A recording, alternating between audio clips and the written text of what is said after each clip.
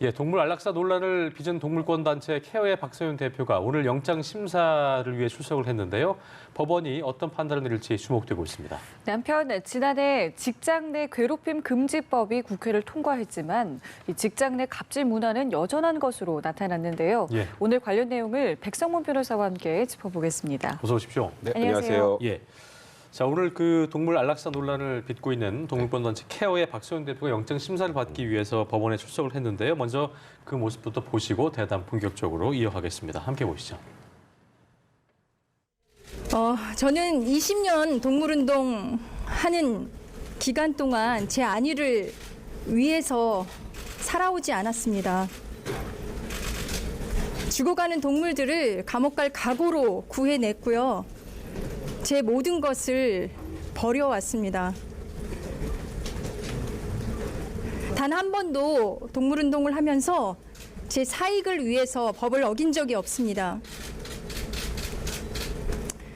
케어의 안락사가 인도적이었고 전혀 고통스럽지 않았고 그리고 수의사에 의해 안락사 돼 왔다는 것이 이번 경찰 조사에서 다시 한번 밝혀졌다는 것에 만족합니다.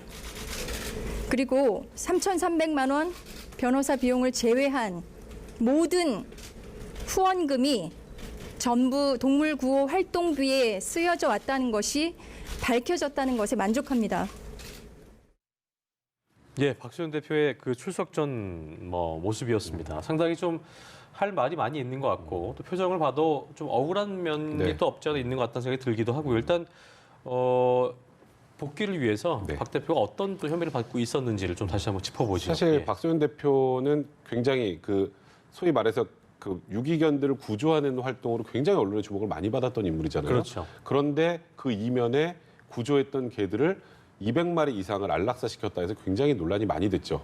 이제 그 논란 부분이 이제 사실 인도적으로 정상적인 절차를 이루어졌는지 아니면 말 그대로 이게 동물 학대인지에 관해서 논란이 있었는데 일단 수사기관에서는 그 201마리의 개를 안락사시킨 것을 동물 학대로 봤습니다. 그래서 이제 동물보호법 위반 혐의가 하나 있고요. 또 하나는 케어의 사람들이 이제 공식적으로 다 후원을 하잖아요. 그 후원을 받은 돈을 가지고 개인적으로 변호사 비용 3,300만 원을 사용했다라는 업무상 횡령 혐의가 하나 있고 그리고 세 번째로는 케어 소유의 충주보호소 그 부지를 그럼 당연히 케어가 소유하고 쓰면 그 소유자가 케어가 돼야 될 텐데 네네. 박서윤 대표 개인 명의로 했어요. 그래서 이게 횡령이 될 수도 있다는 얘기가 있었는데 그 부분은 빠졌고 이게 어쨌건 케어를 위해서 사용이 됐나 봅니다. 그렇다면 원래 최근에 이제 부동산을 살 때는 본인 명의로만 살 수밖에 없지 않겠습니까? 그래서 이건 부동산 실명법 위반입니다. 그리고 마지막으로는 이제 동물 구호 목적으로 아까 말씀드렸던 것처럼 모금을 해서 이제 이 안락사 시킨 강아지들의 그 사체 처리 비용으로 1,400만 원을 사용했다. 이거는 기부금품법 위반. 그래서 총 혐의 4가지인데요. 이 4가지를 가지고 오늘 구속영장 실질 심사에 출석하게 된 겁니다. 네. 그렇군요. 이르면 이제 구속 여부가 오늘 결정이 되는데 동물보호법으로 구속영장이 신청되는 게 굉장히 이례적이다라는 보도가 있어요. 실제로 좀 어떻습니까? 그러니까 예를 들어서 이거 굉장히 잔인한 내용입니다만 강아지 78마리를 삶아서 이렇게 죽이거나 고양이 한 300마리를 그렇게 또 그러니까 잔혹하게 고의적으로 고의적으로 잔혹하게 살해한 경우에도 실형이 선고된 적이 없었어요. 물론 아주 이례적으로 실형이 나오긴 합니다만 그렇다면 실형 선고의 가능성이 없는데 영장을 청구하는 경우는 더더욱이나 없겠죠. 그런데 이번에 이제 수사기관에서 바라보니 박서윤 대표와 관련해서는 박서윤 대표는 그냥 일반 시민이 아니고 동물보호단체의 수장인데 네. 그 동물보호단체 수장이 동물을 학대했다. 그러니까 이제 일반인의 동물 학대보다 훨씬 죄질을 안 좋게 봤던 것 같고 그리고 동물 보호를 위해서 모금을 했던 돈들이 오히려 동물을 학대할 때 사용됐다고 판단한 것 같아요.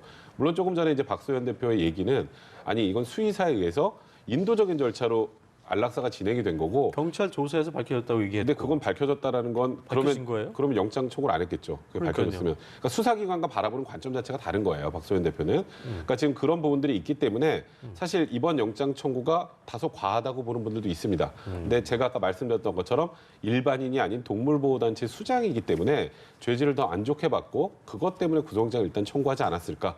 그렇다고 영장이 발부된다라고 단호하기 좀 어려울 것 같습니다. 일단 본인이 안락사가 불가피하게 이루어진 거는 인정한다고 얘기했습니다만 네.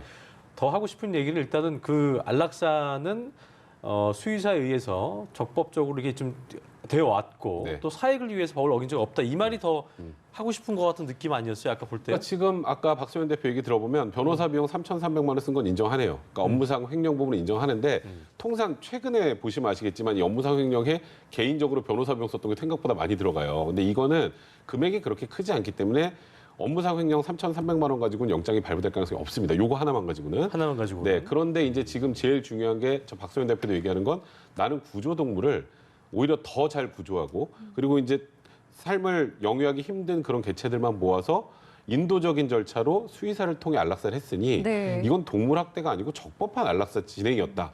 다만 예를 들어서 회원들에게 알리지 않은 것들에 대한 부도덕함은 있을 수 있겠지만 예. 그 안락사 자체는 잘못되지 않았다는 거 지금 계속 항변하는 상황이거든요. 오늘 영장 발부도 여기서 결정될 겁니다. 그러니까요. 그러니까 결국에는 이 안락사의 의도에 대한 해석이 그렇죠. 굉장히 맞아요. 중요할 것 그렇죠. 같은데 변호사님 보시기에는 좀 어떻게 사실 이거는 판단이 제가 나올까요? 그 단언해서 말씀드리긴 좀 어려운데요. 예. 이 안락사를 시켰던 이유가 지금 박소연 대표는 이 개체들을 오히려 이제 죽어가는 개체들을 오히려 더 인도적인 차원에서 수의사를 통해서 안락사를 했다고 하지만 예. 지금 이게 논란이 되고 지금 영장까지 청구가 된 이유는 이게 많은 동물을 구조하고 많은 동물을 구조하는 소위 액션을 보이면 후원금이 많이 들어옵니다. 당연히 관심을 받으면 그렇죠. 그러니까 많이 구조를 하면 문제가 뭐냐면 수용할 데가 없어요. 그죠? 그럼 수용할 수 없으면 어떡하나요? 개체수를 줄여야죠. 그러면 이제 그런 취지로 이게 말 그대로 상업적으로 후원을 많이 받기 위해서 그것 때문에 일단 이 개체수를 추가해서 구조를 하는 액션을 취해서 또 데리고 오기 위해서 안락사를 했다고 지금 수사기관에서 바라보고 있는 거고 네. 그 부분이 영장실질심사 단계에서 재판부에서 받아들이는 정도의 상황이 된다면 이례적이지만 영장이 발부될 수도 있고요. 하지만 지금 박소연 대표의 지금 워딩은 지금 저하고 전혀 정반대 얘기이기 때문에 예. 박소연 대표가 이제 법정에 들어가서 이 부분에 대한 소명을 어떻게 하느냐에 따라서 오늘 영장 발부가 결정될 저희는 겁니다. 저희끼리 그런 얘기할 때도 그 왜 저거를 더 적법하게 어쩔 수 없이 그러니까 이 동물이 이 개체가 앞으로 살아가는 게 더 고통스러울 수 있으니 회원에게 알리고 안락사 시켰으면 훨씬 문제가 덜 됐을 텐데. 네. 근데 지금 그 관점으로 바라본다면 근데 그런 부분은 박수현 대표 우리 나 그렇게 후원금 못 받을까 봐 그런 얘기하는 거 아니다라고 얘기하면 또 이제 어떻게 할 수 없는 부분 아니에요? 그런데 이제 그간의 구조 활동 내역은 있잖아요. 그러니까 우리가 이 증거는 말로 하는 게 아니에요. 뭐 내가 박소연 대표 이렇게 말한다고 네 알겠습니다라고 인정을 해주는 게 아니라 예. 그와 반대되는 증거들이 지금 수사기관에서 많이 있다라는 얘기인데 아까 제가 말씀드렸던 것처럼 가장 논란이 됐던 게 지금 아까 얘기한 것처럼 회원들한테 말하지 않고 안락사 시킨 것도 문제지만 그건 이제 도덕적 문제입니다. 이건 법적 문제는 아니고 그런데 뭔가 구조 활동을 다 인터넷이나 뭘 통해서 생중계하면서 사람들의 관심을 많이 끌었고 그래서 네. 후원금이 늘었던 사실은 그거는 부인할 수 없는 사실이에요. 후원금이 늘었던 것. 그런데 그렇게 많이 구조해 놨는데 구조만 많이 하면 뭐 하나요? 아이들을 잘 관리를 해야 되는데. 관리를 해야 되는데 근데 관리할 공간이 부족하고 장소가 부족하다 보니까 결국 이렇게 이 개체가 도저히 살아나갈 수 없어서 안락사란 것이 아니라 공간 확보를 위해서 안락사했다라고 보고 있는 게 지금 수사기관의 관점이고 그렇군요. 박소연 대표를 소위 말해서 이제 비난하고 비판했던 네. 그런 동물보호 단체들의 얘기가 바로 그런 부분이거든요. 그게 결국 그 부분이 오늘 영장 발부의 핵심이 될 겁니다. 예. 자, 어떤 판단이 나올지는 지켜봐야 될 것 같고요. 그렇습니다. 다음 이슈 넘어가겠습니다. 네. 오는 7월부터 직장 내 괴롭힘을 하다가 적발이 되면 처벌을 받게 맞습니다. 됩니다. 하지만 뭐 여전히 이 직장 내 괴롭힘이 계속되고 있다라는 보도가 나왔거든요. 네. 먼저 간략하게 좀 정리해 볼까요? 일단 제가 하나만 좀 수정을 해드리면요. 직장 내 괴롭힘을 처벌하는 게 아니고요. 예. 직장 내 괴롭힘이 발생했을 때 사업주가 제대로 하지 못하면 사업주를 처벌하는 겁니다. 아, 그렇군요. 그러니까 직장 내 괴롭힘이라는 것 중에 형사적으로 구성원 간에 뭐가 예, 있었을 때. 처벌하기 애매한 부분이 많아요. 그러니까 예를 들어서 성희롱. 성희롱은 당연히 처벌된다고 하시는 분도 많은데 예. 성인에 대한 성희롱은 처벌되지 않습니다. 그럼 안 된다고요? 민사상 손해배상 청구의 대상인 거고요. 성희롱이요. 그러니까 희롱. 성추행 단계로 넘어가지 않은 언어적 성희롱이나 이런 것들은 법적으로 그러니까 물리적 접촉이 그렇죠, 없는. 그렇죠. 예. 이제 그런 부분은 처벌이 안 돼요. 그리고 직장에서 막 상사한테 고함을 치고 욕설을 퍼부었어요. 네. 그게 뭐 형사적으로 다른 사람 많은 데서 그럼 모욕죄가 될 수는 있겠지만 그것도 딱히 제대로 된 처벌을 받을 수 있는 범죄는 아니란 말이죠. 예. 이제 그런 일들이 근데 비일비재하다 보니까 이렇게 직장 내에서 괴롭힘을 당하는 소위 말하는 을들을 보호해 줄 수 있는 법안을 만들어야겠다. 그럼 예를 들어서 지금 앵커가 저보다 상사라고 하고 저를 막 이제 계속 욕을 해요. 예. 근데 저 이 사람하고 좀 분리해 주세요. 사업장한테 얘기를 했는데 예. 그걸 묵살하면 이제 사업주를 처벌합니다. 아. 이제 그렇게 바뀌는 건데요. 예. 이번에 말씀하셨던 것처럼 직장갑질 119라는 곳에서 1월 1일부터 4월 10일까지니까 100일간입니다. 100일간 직장 내 갑질 횡포가 있었던 것들을 쭉 사례를 보니까 좀 약간 좀 놀랍더라고요. 놀랄 만한 내용이 있어요. 좀 지금 네. 저희 화면에도 소개 좀 나오고 해주세요. 지금 있는데요. 화면에 나오는 거 있네요. 예. 결혼하겠다고 하니까 퇴사 강요. 최근에 저거는 말도 안 되는 일이라고 생각하지 않나요? 그죠? 그렇죠. 그리고 대놓고 했다면 정말 네, 어이가 그렇죠. 없네요. 또 임산부 일 못한다고 트집 잡고 퇴사시키고 그러겠네요. 이게 제일 황당해요. 상사가 술값은 네가 내. 자신의 그런 강요도 술값을 있고요. 예. 아, 이거 그다음에 좀 또 힘드네요. 예. 시도 때도 없이 사내 메신저로 계속 뭔가를 지시하는 거예요. 퇴근 후에도. 그다음에 실업급여 부정수급한 경우도 있었고 사실 제일 황당한 거 지금 나오는 겁니다. 아. PPT를 보조하는 직원한테 너 실수 PPT 넘기는 거 실수 한 번 할 때마다 손가락 하나씩 자른다. 물론 라고 그렇게는 안 사람들한테- 하겠습니다만 물론 참 그렇죠. 말이 참 굉장히 공포스럽겠네요. 그렇잖아요. 예. 그러니까 이런 상사들이 여전히 존재한다라는 걸 확인을 한 거예요. 근데 이 제보 100일 동안 받았는데 숫자가 어마어마하다고 합니다. 진짜 많군요. 그러니까 지금 얘기해 주신 사례 이외에도 얼마나 많은 사례가 있었을까 네. 싶습니다만 아까 저희가 뉴스로 보도를 하기도 했었는데 이게 뭐 물론 이제 회식 때 노래방 가거나 그런 경우는 있는데 뭐 네. 보니까 노래 부르는 여직원한테 팁을 주는 뭐 행위도 있었다고 네. 그래요. 보니까요. 그러니까 노래 부르는 여직원들에게 팁을 주고 무슨 술집 접대부도 아니고 그렇죠. 막 그런 식으로 약간 이건 말 그대로 성희롱이잖아요. 이제 이런 행동들도 있고 근데 이것도 형사로는 안 된다. 그렇죠. 민사처벌 그렇죠. 대상이고. 그러니까 이게 성희롱이 처벌이 안 된다는 걸 대부분 모르시는 분들이 많은데 그러니까 아동 청소년에 대한 성희롱은 그건 아동 학대를 보기 때문에 처벌이 되는 거고요. 네네. 그 외에 성인에 대한 성희롱은 처벌할 규정이 많이 없기 때문에 그래서 어디로 가나요? 검찰로 안 가고 인권위로 가잖아요.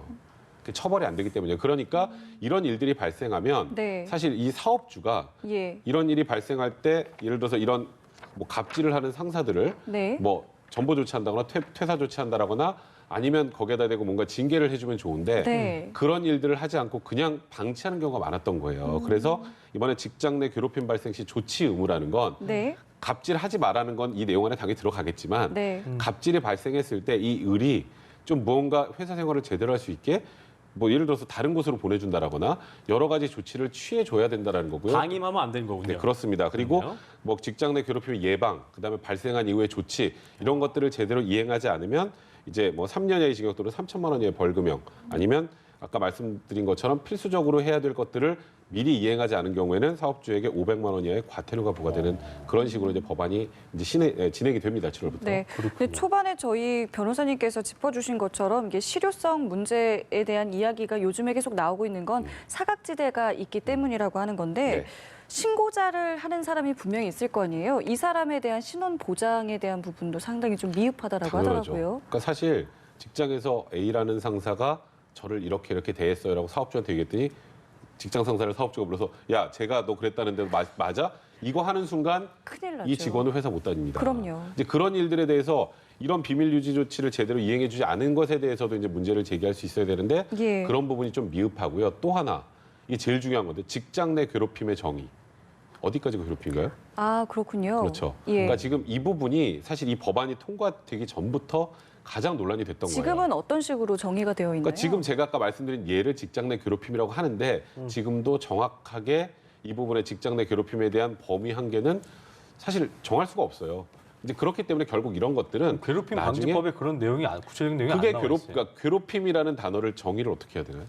그러니까 성희롱도 괴롭힘이고. 그러니까 피해자 갑질, 입장에서 좀 막말? 그런 느낌을 받는다면 네. 뭐 또 그런 근데 이제 걸로. 그게 피해자 입장에서 그렇지만 큰 틀에서 보면 그 정도의 괴롭힘이라고 차이가 들어가지 더 나올 않는다고 수 볼 수 있겠고. 있는 거고요. 그렇게. 그러니까 사업주 입장에서 이럴 수 있잖아요. 난 그건 대수롭지 않은 문제로 봤다라고 아마 주장을 할 거란 말이죠. 나중에 혹시 이런 이제 법에 대한 적용 문제가 네, 되면 네. 그러면 이제 그때도 아마 논란이 되는 건 어디까지가 직장 내 괴롭힘인가. 그러니까 이에 대해서는 앞으로도 여전히 그럼 백 변호사 정의 보실 부분에 때 대해서는 예, 실효성 미흡하죠. 있으려면 어떻게 해야 돼요? 뭐가 좀 보완돼야 될 것 같아요? 근데 이거는요 직장 내 괴롭힘이라는 부분을 구체화하기 굉장히 힘들어요. 이걸 구체화해서 나누면 사례가 워낙 또 많기 진짜 때문에. 여기에서 또 사각지대가 발생을 하기 때문에 그렇다면 이 괴롭힘이라는 단어는 좀 포괄적이지만 이 괴롭힘에 대한 정의는 앞으로 법원의 해석을 통해서 어느 정도 정립이 돼야 될 거예요. 그래서 지금 단계에서 이에 대한 우려심은 분명히 있는 건 사실이지만 이제 법 시행하고 이제 첫 걸음마단 게 아니겠습니까? 시행이 되면서 관련된 문제들이 발생할 때마다 조금씩 수정해서 지금 정리하는 수밖에 는 현재까지는 별 방법은 없는 상황입니다. 그렇군요. 알겠습니다. 자, 다음 주제로 좀 넘어가 보죠. 가수 승리 씨에 대한 얘기인데요. 성접대 의혹을 수사하고 있는 경찰이 이번 주 내에 승리에 대한 구속영장을 좀 신청할 방침으로 네. 보입니다. 승리의 성접대 의혹을 보자니까 이제 2015년하고 2017년으로 좀 크게 나뉘게 되는데 뭐 경찰 입장에서는 결정적인 어떤 한방, 스모킹건이 좀 뭐 있다고 봐야 될까요? 일단은 예. 그 성매매 알선과 관련해서는 두 가지입니다. 2015년 일본인 그 투자자들 왔을 때 했던 뭐 성접대 의혹이 하나 있었고요. 네. 2017년에는 팔라완 섬에서 본인의 생일 파티에 그렇죠. 뭐 술집 뭐 접대부라고 하는 표현하는 사람들을 뭐 여러 명을 비용을 내고 불렀기 때문에 이것도 이제 성매매 알선의 대가가 아니냐. 네. 그 두 가지가 논란이 됐었는데 첫 번째 2015년에 일본인 투자자에 대한 그 소위 말하는 성매매 알선, 그러니까 성접대 의혹은 동업자였던 유모 대표가 인정을 했습니다. 본인이 이게 어떻게 꼬리가 밟힌 거냐면요. 예. 사실 제가 그 당시에 나와서 이런 얘기를 했어요. 여성, 그다음에 소위 말하는 성을 샀던 남성이 특정되지 않으면 이거는 아무리 설이 많고 소문이 많고 처벌 못한다고 했는데 이제 수사기관에서는 자금 흐름을 주목을 했는데요. 증거가 있었군요. 네, 이 유 대표가 그러니까 소위 말해서 이 여성을 보내주는 사람, 그 예. 업주라고 해야 될까요? 예. 이 업주에게 돈을 보낸 내역이 확인이 됐어요. 그 여성들을 관리하는 사람에게. 네, 그렇죠. 근데 그 돈을 보낸 게 확인이 돼서 유 대표도 지금까지 계속 부인을 하다가 실토를 하게 된 겁니다. 내가 돈을 보낸 거 맞다.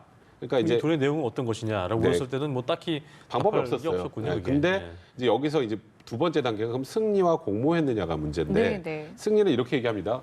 그때 호텔 비용으로 3천만 원을 YG 법인카드로 결제한 건 맞다. 예. 근데 나는 과거에 일본에 갔을 때 그 사람들이 나한테 너무 잘해줘서 나도 그 사람들 한국에 좋은 방을 잡아주려고 방을 잡아준 것뿐이지 나는 성매매 알선, 성접대는 전혀 무관하다라고 얘기를 했는데 네. 문제는 그때 단톡방의 내용을 보면 승리가 다 알고 한 것으로 보입니다. 누가 예. 봐도. 예. 그러니까 인지하지 못하지 네, 않았다. 거기서 이제 뭐 방송에 부적절한 용어지만 어떤 애를 보내라. 뭐 이런 용어도 나오고. 네. 그랬군요. 거기에 유 대표가 또 정준영 씨한테 너도 주소 하나 불러봐 선물 하나 보내줄게. 이 선물의 의미가 이 여성이었단 말이에요. 이제 그런 것들이 소위 그 단체 대화방에 나왔기 때문에 네. 승리가 부인은 하고 있지만 경찰에서는 이거는 명백하게 승리도 이 성매매 알선에 이거는 당연히 개입이 됐다고 판단하는 거고요. 그래서 계속 부인하는 그런 부분들까지 고려해서 죄질이 안 좋다고 보는 것 같고 그래서 결국 구속영장을 신청하기로 일단 이번 주 중안에 신청하기로 내부적으로 방침을 정한 것 같습니다. 그게 네. 이제 카드 사용 추천하는 것도 좀 회사 입장에서는 중요할 텐데 네. 3천만 원 큰 거잖아요. 그렇죠. 그거를 본인 카드도 아니고 회사 법인 카드로 그렇게 딱 긁었다는 게 되게 좀 그걸 또 이게 의아한 부분이 그래서 많더라고요. 또 이 YG와 관련이 있는 게 아니냐 이런 얘기가 나오는데 사실 아직 그 부분은 뭐 저희가 섣불리 얘기할 수 있는 부분은 아니고요. 네, 네. YG에서는 이제 이제 소위 승리도 뭐 한류스타고 굉장히 유명인 아니겠습니까? 그럼 숙박 비용으로 사용했다라고 하고 법인 카드를 긋고 본인이 비용을 냈다면 그것도 YG가 일일이 하나하나 체크하는 것도 좀 약간 무리가 있을 수 있어요. 그러니까 지금 현재 이 시점에서 승리와 YG의 관계, 연관성 이 부분을 아직 논하기는 좀 이른 시점 같고요. 그렇군요. 다만 말씀하셨던 것처럼 법인카드로 3천만 원 정도 되는 비용을 일시불로 긁었다라는 건 예. 사실 좀 논란이 될 수는 있죠. 그러니까요. 예. 자, 그럼 말씀하신 것처럼 이번 주 중에 이제 승리 씨에 대한 구속영장이 신청이 될 예정인데, 네. 그래서 좀 예단하기는 어렵겠습니다만 발부 가능성은 좀 어떻게 보세요? 일단 성매매, 알선 이 혐의만 놓고 보면 물론 굉장히 대중들이 바라봤을 땐 죄질이 안 좋고 그것도 국민들의 사랑을 먹는 아이돌 스타가 이런 행동을 했다는 것에 대해서 비난할 수 있습니다만 법적 비난 가능성은 조금 낮아요. 이 점만 놓고 보면. 근데 승리도 또 마찬가지입니다. 아까 지금 그 케어 대표처럼 박소연 대표처럼 이것만 있는 게 아니라 횡령 부분도 있고 그리고 단톡방에 음란물 혹은 촬영물을 올렸던 그 혐의도 있어요. 예. 그거 입건된 건 대부분 분들이 좀 잊고 계시는데 혐의가 지금 한 서너 가지 정도 됩니다. 그리고 탈세 부분도 좀 조사를 하고 있는 상황인데 그런 부분들이 이 지금 성매매 알선 외에 나머지 혐의들이 어느 정도 입증이 됐느냐가 사실 영장 발부 여부를 결정할 수 있는 거고요. 그걸 다 모아서 좀 청구해야 되는 거 아니에요? 당연히 모아서 청구를 합니다. 그렇죠. 지금은 일단 성매매 알선 부분만 얘기가 나오는 거고요. 나오는 거고. 이제 신청을 할 때는 승리와 관련된 혐의를 전부 묶어서 검찰에 보낼 거고 이제 제가 말씀드렸던 것처럼 입증이 어느 정도 됐다면 검찰도 영장을 청구할 겁니다. 그런데 만약에 네. 이제 검찰이 바라보기에도 혐의 입증의 정도가 아직은 좀 미흡하다고 하면 영장이 이제 검찰 단계에서 반려될 가능성도 배제할 수 없고요. 그다음에 검찰이 청구한다면 제가 말씀드렸던 것처럼 과연 어느 정도 소명이 됐느냐가 사실 영장 발부의 핵심이 될 겁니다. 이게 성접대 의혹 이외에는 또 뭐 아직까지는 크게 보도된 바가 없어갖고 근데 이번 주 내라면 그래봤자 며칠 사이인데 네. 그 사이에 또 다 밝혀낼 수 있을 거라는 생각이 좀 들기도 하고요. 네. 자, 경찰이 저희 단독 보도였습니다만 경찰이 최근 린사모 주변 인물들에 대한 신원 확인을 요청하는 추가 공문을 네. 대만 경찰에 보냈다고 하더라고요. 이 네. 부분은 좀 어떻게 진행이 되고 있어요? 사실 린사모가 버닝썬 지분 20%를 갖고 있어요. 네네. 린사모가 한국의 자산이 생각보다 굉장히 많습니다. 근데 해외에서 한국으로 외화가 들어온 건 없어요. 그럼 어떻게 그러니까 해외에서 만들었을까요? 들어온 건 없었다. 그럼 한국에서 만든 거잖아요. 그렇네요. 근데 한국에서 이게 정상적인 방법으로 만든 것이냐? 그래서 이제 버닝썬에 관련된 돈의 일부가 린사모 쪽으로 흘러 들어간 정황도 나왔고, 네. 그래서 린사모를 소환해서 조사하려고 했습니다만 한국에 없죠 지금 린사모가. 그렇죠. 그래서 지금 조사를 못 하고 있는데 네. 지금 그러니까 소위 말해서 린사모가 받고 있는 의혹은 돈 세탁입니다.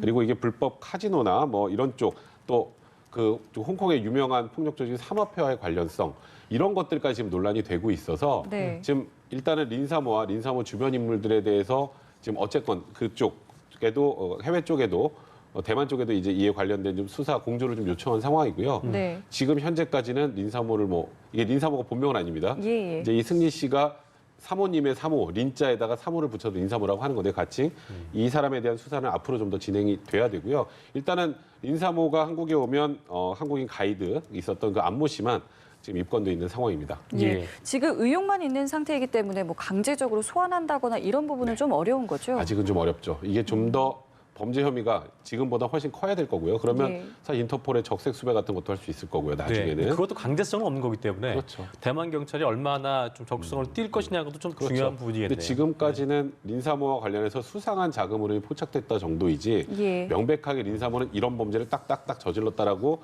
아직까지 입증된 상황은 아니기 때문에 근데 다만 수사를 하려면 당사자도 불러야 되고 그죠? 네. 그다음 관련 조사를 해야 되잖아요. 그래서 어떻게든 린사모를 입건할 수 있을 정도 수준까지 한국 내 자금 흐름을 지금 파악하고 있는 상황입니다. 그렇군요. 예, 알겠습니다. 저희 오늘 백성문 변호사와 함께 이야기 나눠봤습니다. 말씀 고맙습니다. 고맙습니다.